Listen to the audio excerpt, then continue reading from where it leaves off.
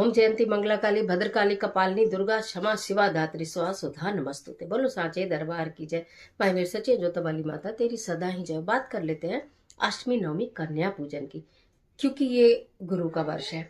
इस साल खास तौर से कन्या पूजन में किन चीजों का प्रयोग करना और किन चीजों का प्रयोग सर्वथा वर्जित है, किस प्रकार कन्या पूजन करें, आज की वीडियो में सारी जानकारी लेकर मैं वी कृष्णा आपके बीच में। आप देख रहे हैं माता रानी का मेरा और अपना YouTube चैनल ज्ञान सहारा। बात कर लेते हैं कन्या पूजन की, तो बात कर लेते हैं अष्टमी और नवमी की तिथि की, तो बात कर लेते हैं 26 और 27 मार्च की, जिस दिन अष्टमी और नवमी कन्या पूजन है। आपके यहाँ अष्टमी होती है तो भी, नवमी होती है तो भी, किस दिन हमें क्या करना चाहिए, जो भी आपके यहाँ तिथि मनाई जाती हो, जिस दिन भी आप कन्या पूजन करते हो। पहले तो आपको ये बता दूं, अगर यहाँ आपके यहाँ अष्टमी में कन्या पूजन होता है तो बहुत सारे क्वेश्चन आते हैं, तो क्या तभी हमें अपनी ज्योत को पूर्ण कर देना चाहिए, कलश विसर्जन कर देना चाहिए? तो मैं बोलूंगी हाथ जोड़ के, नहीं।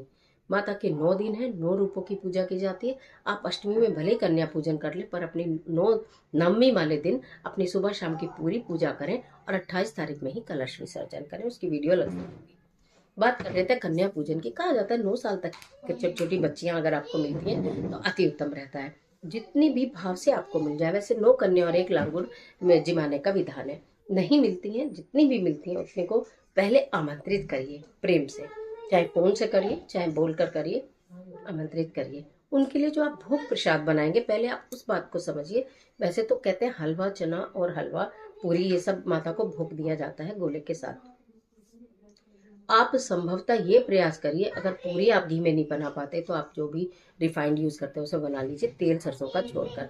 चने और हलवे को आप घी में बनाइए। चने में आप जो भी आप कुछ डालें, लेकिन अमचूर भूलकर भी नहीं डालिए।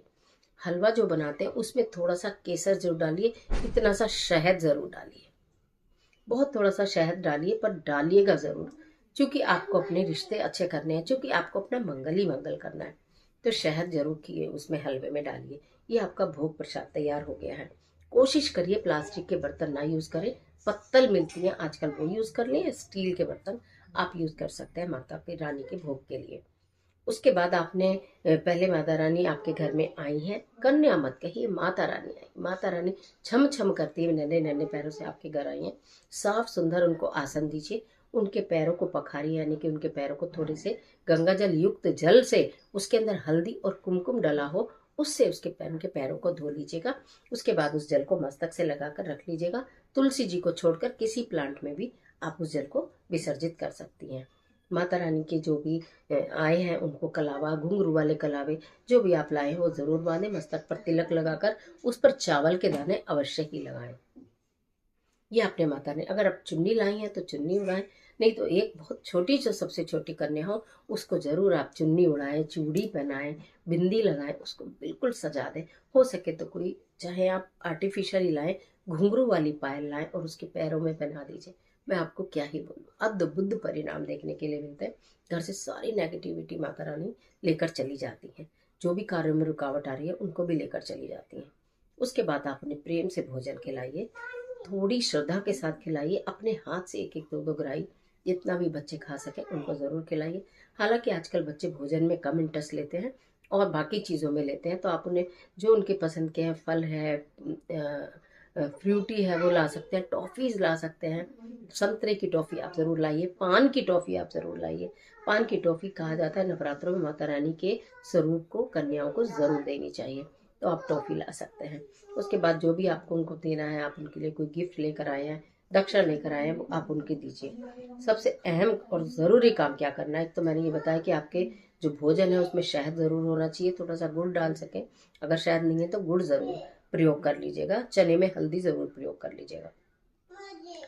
उसके बाद आपको, जब आपने ये सब हो गया, उनके हाथ धुलवा दिए या कि फिर उस टिश्यू से साफ करा दिए, उसके बाद उनके हाथ में थोड़े थोड़े चावल के दाने सबके हाथ में दे दीजिएगा। जब कन्याएं उठेंगी तो आप बिल्कुल अपने घर के दरवाजे के पास बैठ जाइएगा और उनके चरण स्पर्श करिएगा प्रेम से, और वो चावल के दाने अपने पल्लू में लेते रहिएगा। वो चावल के दाने अपने पल्लू में लेते रहिएगा। जब सब कन्या की माता रानी अब फिर हर वर्ष मेरे घर आना, फिर 6 महीने बाद आना, और ऐसे मस्तक से लगाकर ये जो चावल के दाने आपने लिए हैं इनको किसी कपड़े में बांधकर अपने किचन में रखना है, माता अन्नपूर्णा के लिए। किचन में कैसे रखेंगे, आपका जो चावल का कंटेनर हो उसी में ही वो बंधा हुआ डाल देना, उसको यूज़ नहीं करना, उसको बंधा हुआ उसी में डाल के रखना। चावल बदलते रहेंगे, वो पैकेट यूं का यूं ही रहेगा जो आपको अपने कन्याओं से लिया है। ये एक वो अद्भुत उपाय जो आपसे पहले मैंने आपको कभी बताया नहीं है, लेकिन आज ही मैंने आपको बताया, और ये अन्न धन से आपके घर में कभी कभी होने नहीं देता। ये माता रानी का अटूट आशीर्वाद है। इस प्रकार कन्या पूजन को आप अपने संपूर्ण कर सकते हैं। माता के भोजन में जब आप चने बनाएंगे उसमें लौंग का प्रयोग कर लेना। कहने का मतलब है हल्दी का प्रयोग, लौंग का प्रयोग करना और घी का प्रयोग करना, गुड़ का, शहद का, इन चीज़ों का प्रयोग करना। केसर अगर आपके पास है और आप थोड़ा सा हलवे में डाल देते हैं, मैं आपको क्या ही बोलूं, अद्भुत परिणाम देखने के लिए मिलेंगे। तो कन्या पूजन आप इस प्रकार करिएगा। उसके पश्चात जब कन्याएं चली जाएं तो उसके पश्चात ऐसा नहीं कि बस अब कन्या पूजन हो गया, कन्याएं चली गई, विदा हो गई, माता रानी ने आशीर्वाद दे दिया, फटाफट से आप झाड़ू लगाना शुरू कर दें, बिल्कुल नहीं। कपड़े धोना शुरू कर दें, बिल्कुल नहीं। कूटना उठना शुरू कर दें, बिल्कुल नहीं। तुरंत घर का दरवाजा बंद करके चले जाएं, बिल्कुल भी नहीं। प्लांट्स जो पौधे लगे हैं उनकी खुराई नराई करने लगे, बिल्कुल भी नहीं। बाल कटिंग कराने चले जाएं, बिल्कुल भी नहीं।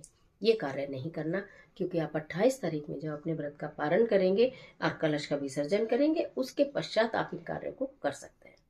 या फिर 1-2 घंटा रुक कर, अगर आपको कपड़े धोने हैं या कोई ऐसा कार्य करना है, कम से कम 1-2 घंटे रुक कर भाई उसके बाद आप इस कार्य को करिए। और जहाँ पर कन्याएं भोजन करके गई हैं उस स्थान पर बैठकर यदि आप भोजन कर लेते हैं तो मैं आपको क्या ही बोलूँ, आपका जो ऑरा है ना, माता रानी उस ऑरे को इतना पॉजिटिव करके गई है, इतना पवित्र करके गई है, इतना पावरफुल करके गई है। उस ऑरे को जितनी देर हो सकते है उस ऑरे को ग्रहण करें, उसकी पावर को, उसकी ऊर्जा को, उसकी शक्ति को अपने अंदर समाहित करें जितनी देर कर सकते हैं।